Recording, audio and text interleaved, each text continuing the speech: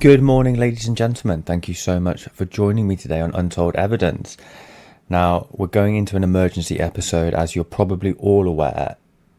Disclosure, conspiracy, evidence, whatever word we're going to say is being released at an unprecedented rate in the US government right now.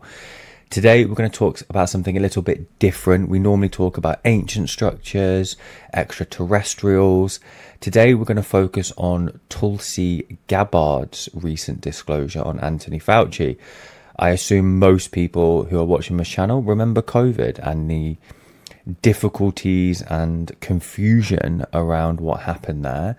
I, for one, I'm an enormous skeptic. I'm not sure the mainstream line is particularly useful or relevant to explain what was going on.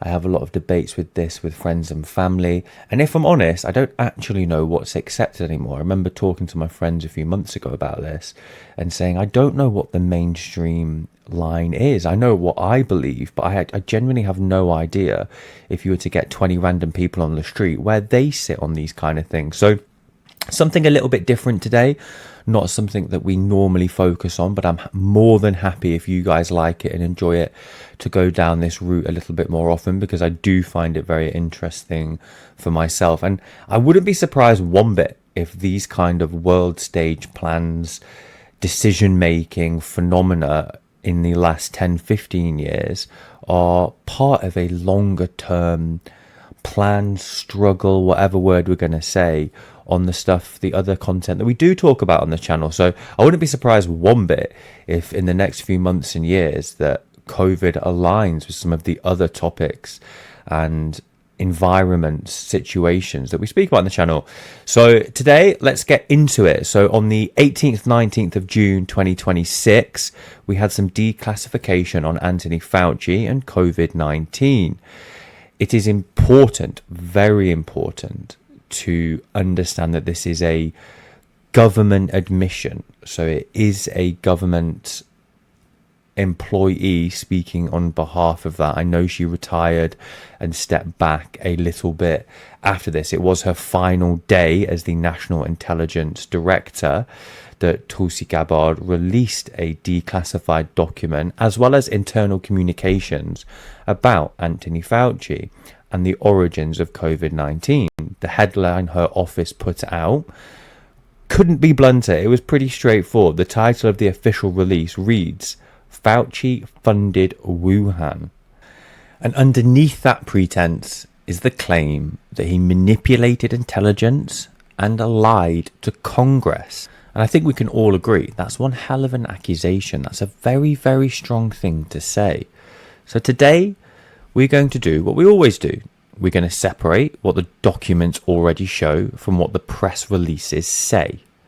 And if you've been around this channel for a while, you'll absolutely know that we want to categorize those three options. So tier 1, documented and not seriously disputed.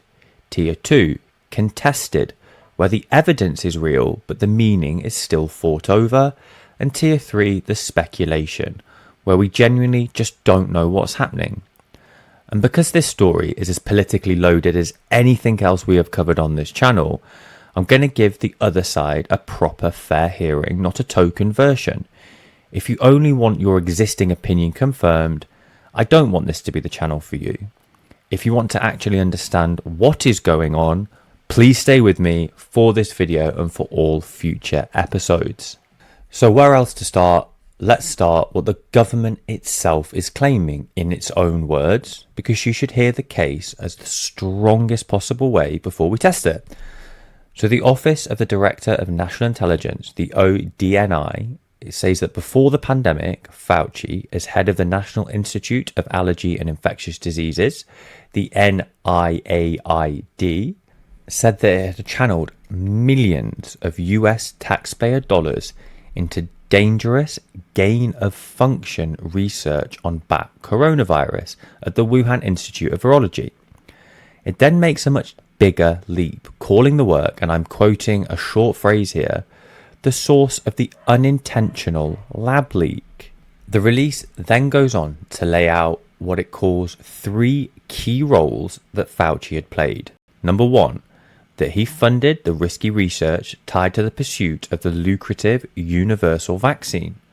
Number 2, that he was the behind-the-scenes advisor who used hand-picked experts to push the intelligence community towards a natural origin conclusion to bury his own role. And number 3, that he became the public face of the pandemic and pushed what the release calls lies and censorship. They are 3 enormous claims here. The mechanism they described is the interesting part. The ODNI alleges a circular reporting loop. The idea is this: Fauci supplied his own NIAID funded scientists to advise the intelligence agencies. Those scientists shaped the official assessments, and then those assessments were quoted back to the public as independent scientific consensus to shoot down the lab leak theory. They say that according to the 100 of reviewed emails, the agencies almost always took his recommendations, and they accuse him of promoting a paper, which we'll come back to, whose publications he helped prompt while presenting it as a neutral expert analysis. Now here's the sharpest claim. They say that in 2024, under oath, in front of the House subcommittee investigating the pandemic, Fauci was asked repeatedly whether he had spoken to the FBI, the CIA, the DIA, or any intelligence agencies about the viral research. That he dodged, and then he said, "Not to my knowledge about COVID." The newly released correspondence, the ODNI says, directly contradicts that answer. And on top of that, they released a whistleblower account, now referred to in the intelligence community's Inspector General, alleging the analysts who pushed the lab leak theory were threatened, marginalised, and in one case, a contractor was terminated days after coming forward. These are serious, serious allegations. That is the case. It is serious, it is specific, and it has to be taken seriously. But as ever, let's test it tier by tier. So tier 1, what is genuinely documented here, the bedrock that no honest person on either side would really dispute. So let's start with the money. If you've listened to this channel before, I'm a big proponent of this. I think in the modern world, so much can be found out by simply following the money. It's a very sad state of affairs, but at least in my own experience, it's pretty damn accurate. So the money, it is real and it is not in question. Starting in 2014, we may come back to this date later in the episode because some of your spidey senses may be tingling at that date, because it is also a very special date for a different reason. The National Institute of Health, through the NIAID, gave a grant to a US non-profit called EcoHealth Alliance. EcoHealth then sent roughly $600,000 of that to the Wuhan Institute of Virology to study bat coronavirus. The grant was cancelled in April 2020. So the American public money did research that lab. The coronavirus research was paid, at least in part, by American tax dollars. Now that is documented in tier 1. Then there are the denials, also documented on the record under oath. For years, he told Congress repeatedly and flatly that the NIH had never ever funded gain-of-function research at the Wuhan lab. He said to Senator Rand Paul to his face. So that's not disputed either. He has said that. Now comes the phone call, which again is real. On the 1st of February 2020, weeks into the outbreak, a private teleconference was held, organised by Jeremy Fahar, the head of the Wellcome Trust. On that call were Fauci, the then head of the NIH, Francis Collins, and a small group of virologists, including the scientists who just over 6 weeks later would publish a paper that would become hugely influential across the entire pandemic. That paper was called Proximal Origin of SARS-CoV-2. It concludes the virus was not a laboratory construct. Fauci later cited it from the White House podium. The call happened, the paper exists. This is tier 1. And the last piece of bedrock, the part that cuts against the simple version of the story, the intelligence community has never agreed on COVID's origin. not before this release, and then the release does not change it. As of the declassified assessments, 4 agencies plus the National Intelligence Council lean toward a natural origin, with low confidence but natural. The FBI leaned toward a lab origin with moderate confidence, and the Department of Energy also leaned towards the lab but with lower confidence. The CIA sat undecided, and only in early 2025 shifted toward a lab origin, but again with low confidence and crucially on its own account, not because of any new evidence. Let's hold on to that. So the picture was and remains genuinely split. And here is a documented fact that actually cuts towards Gabbard's side, which is exactly why we've got to include it. Back in June 2020, a unit inside the Defense Intelligence Agency, the National Center for Medical Intelligence, produced a technical analysis of the virus's genetics. That assessment, ultimately pried loose through a Freedom of Information lawsuit, concluded it was plausible the virus was lab engineered and had escaped from containment. The view did not appear through the public ODNI summary that the government put out.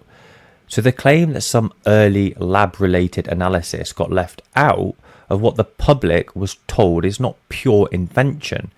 There is a real documented example of exactly that, Tier 1.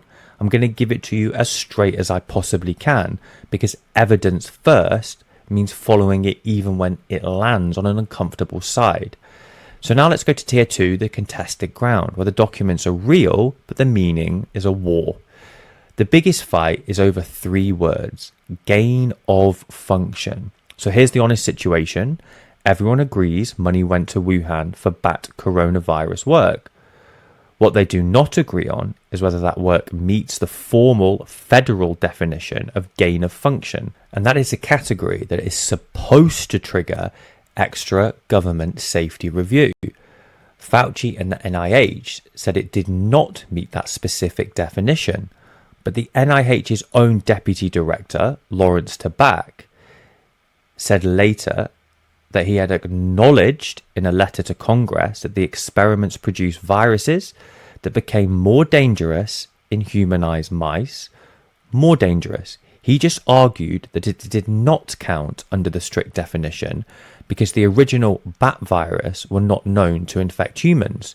Meanwhile, a respected biosafety expert at Rutgers, Richard Eyebright, has called the work, in plain terms, unequivocally gain of function.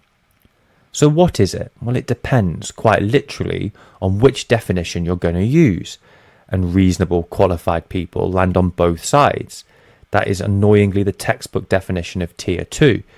Now this clearly goes further forward because it feeds into the potential that a lie to Congress was made. If the work does count as a gain of function under the honest reading, then Fauci flat denials were at best misleading. If you accept the narrow technical definition his agency used, then he was technically telling the truth as his agency had defined it. Now that is the entire ballgame, and it had never been settled in court. As for the new 2024 charges that he denied talking to intelligence agencies, the released emails way well undercut that answer. The setting matters here.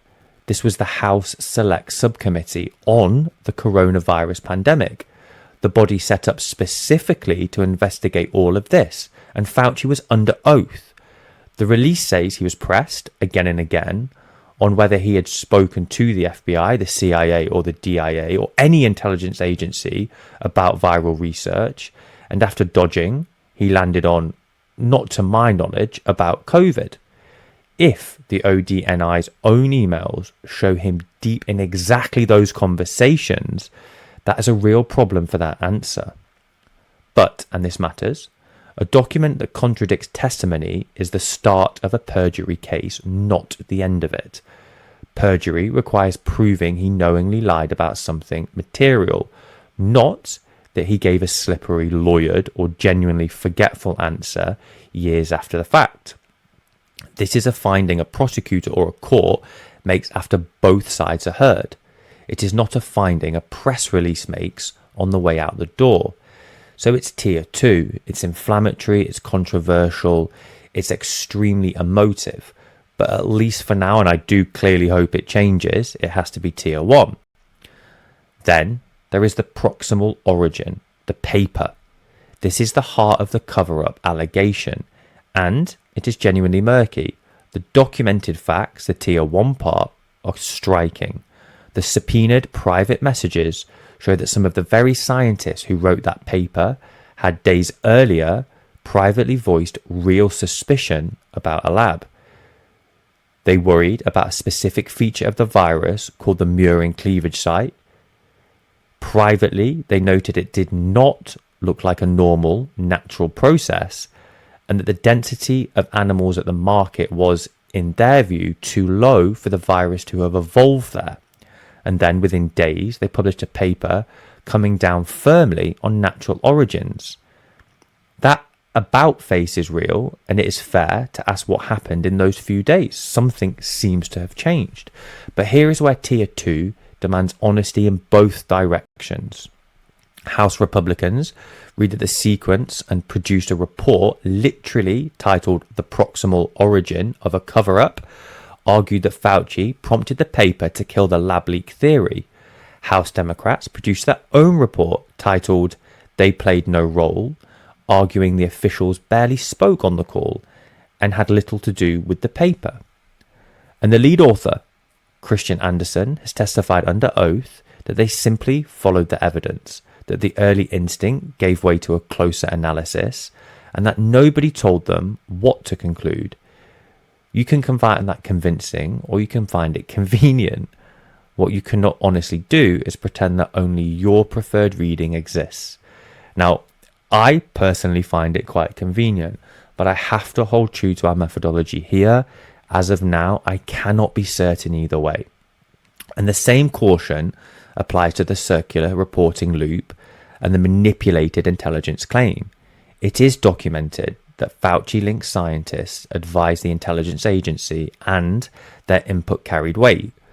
Whether that is manipulation or simply what happened when the government asked a small handful of people on Earth who actually study the viruses for their opinion is the question. An expert having influence is not the same as an expert corrupting a process. It can be the former, it can be the latter, and the documents released so far argue for the sinister reading without closing the door on the innocent reading. Now tier 3, the pure speculation. While I will not pretend to know, and neither should anyone selling you certainty, was the virus deliberately engineered? No US intelligence agency claims that with any sort of confidence, and several have specifically assessed that it is not genetically engineered. The strongest version on the table is an accidental leak of a natural or collected virus, not a man-made bioweapon.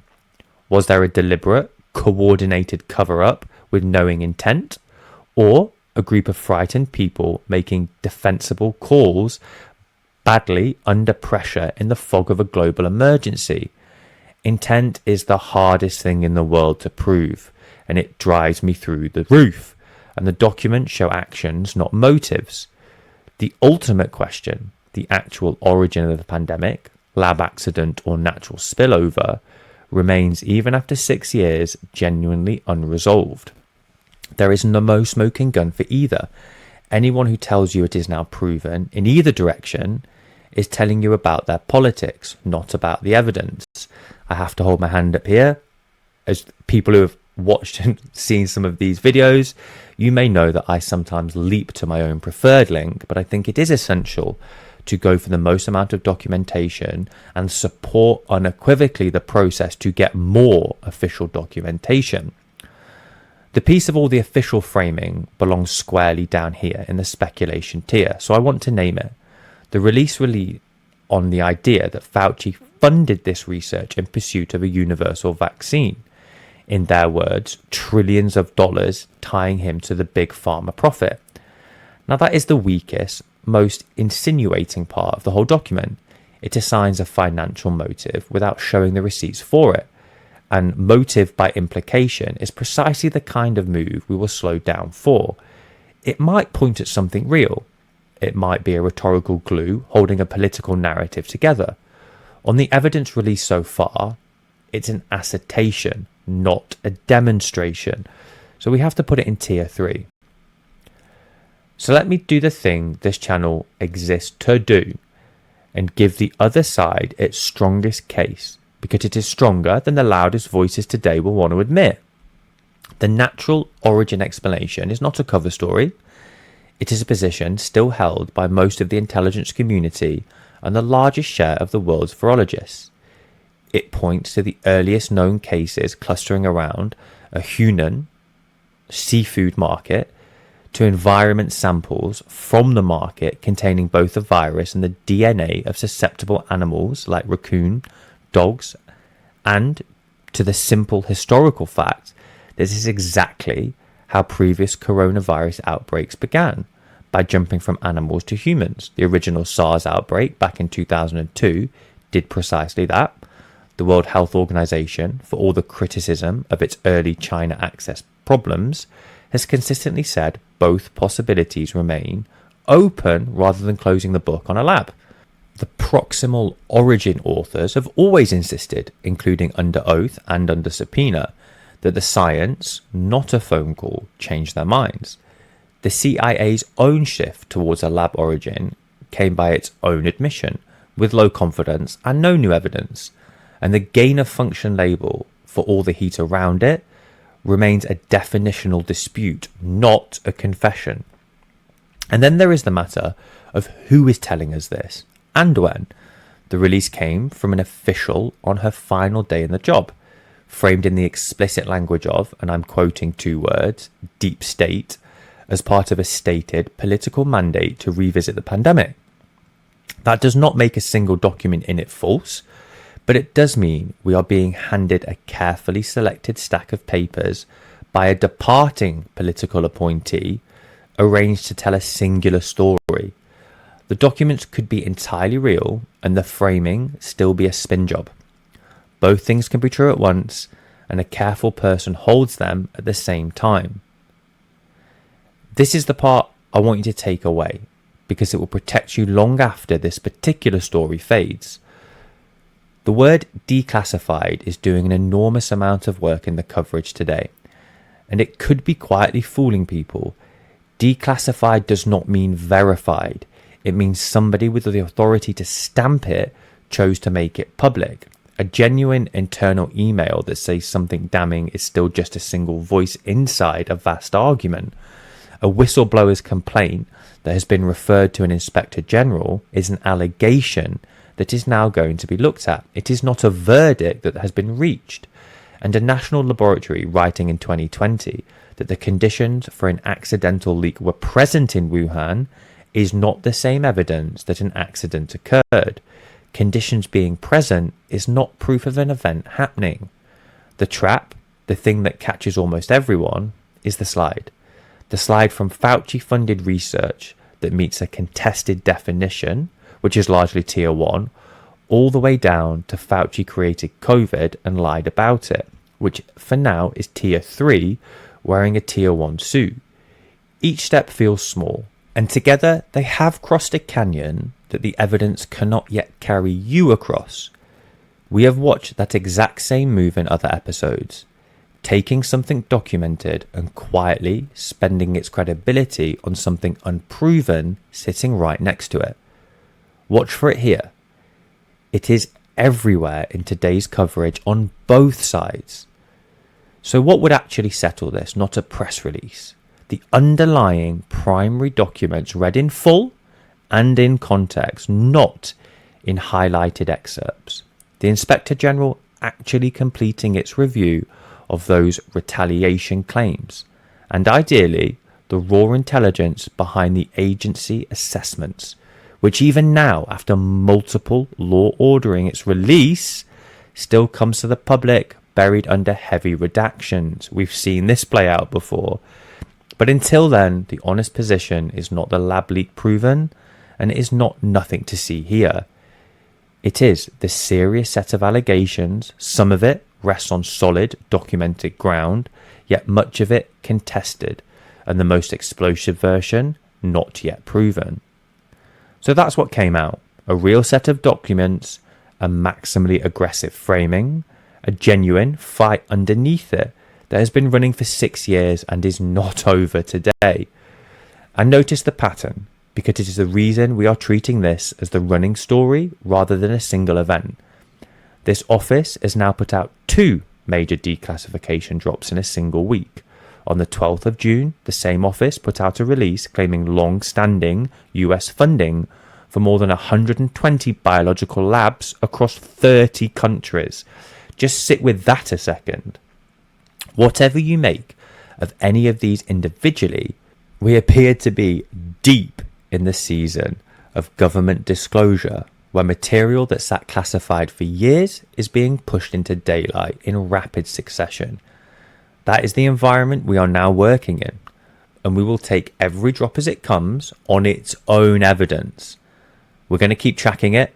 If the Inspector General reports it, if more of these documents come out, if Congress acts, you will hear it here, held to the same standard no matter which way it cuts. Weigh it, sit with the uncertainty where the uncertainty is real, and then decide for yourself. So this has been a little bit different today, a little bit more mainstream, a little bit more current and recent. It's been very fun to dig into it, to try to dissect what is true, what is documented, what is speculative. We will definitely be doing more of this kind of content, as I'm sure the US will start declassifying more. As ever, if we've misrepresented or misinformed, please do let us know. And thank you so much for joining me today. Any comments, get them down in the comments section. Let's discuss it together. If you guys have got evidence I've missed, please put it in. Let's read it. Let's have a chat about it. Until next time, though, thank you very much, and I will see you in the next episode.